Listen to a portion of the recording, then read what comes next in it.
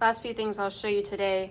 We've got a lot of like Torx and star-tipped things that you will find will need to be removed. The screws, bolts, whatever you want to call them, on the Bronco bumper, you know, they have that little star top on them, and you do not have that piece in your Bronco kit. So having these little variety things, I got these at Walmart too, on hand is going to help you out.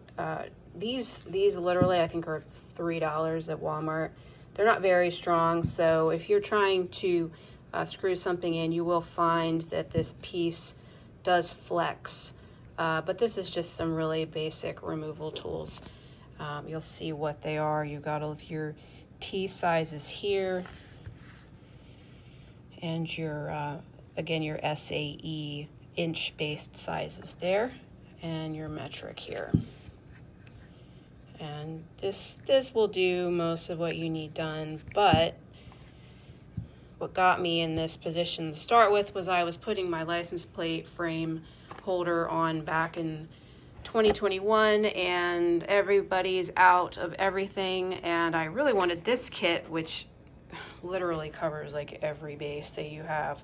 But there's so many different star tips and what you might also think of as being like an Allen wrench size, and I accumulated several of these sets until I actually found the one that was needed.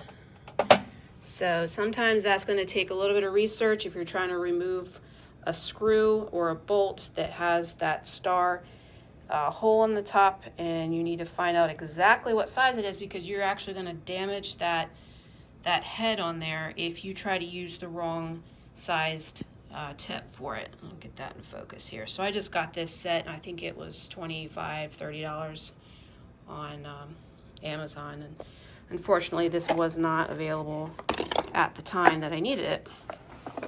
So I accumulated all these pieces. But these are super cheap, and they're worth having on hand just to keep around the house, because you never know what it's.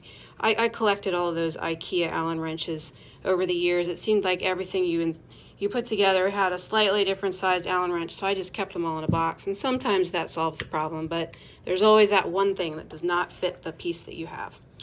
And let's see. You start getting into some electrical work, you're going to need some crimpers. This will strip the insulation off of a wire. This was super cheap from Harbor Freight. A mallet is always good to have on hand. You never know when you're going to need to wax something. And a little magnetic screw grabber. So this wand will shorten when you turn that ring. You've got a bendy arm on it.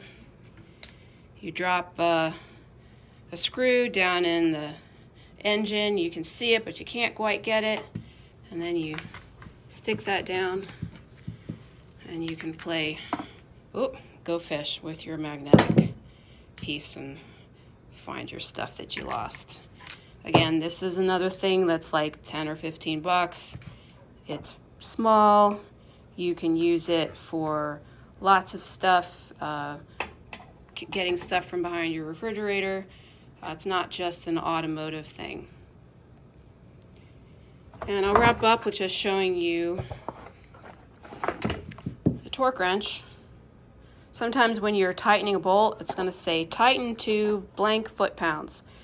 And so you're going to need a torque wrench to do that, and that's going to make sure that you've tightened that bolt tight enough, but not too tight that you're going to break something or strip the hole or anything like that. So this was Harbor Freight. This was like $38. You know, if you're only using it once or twice a year, you know, no point in buying a $100 digital torque wrench.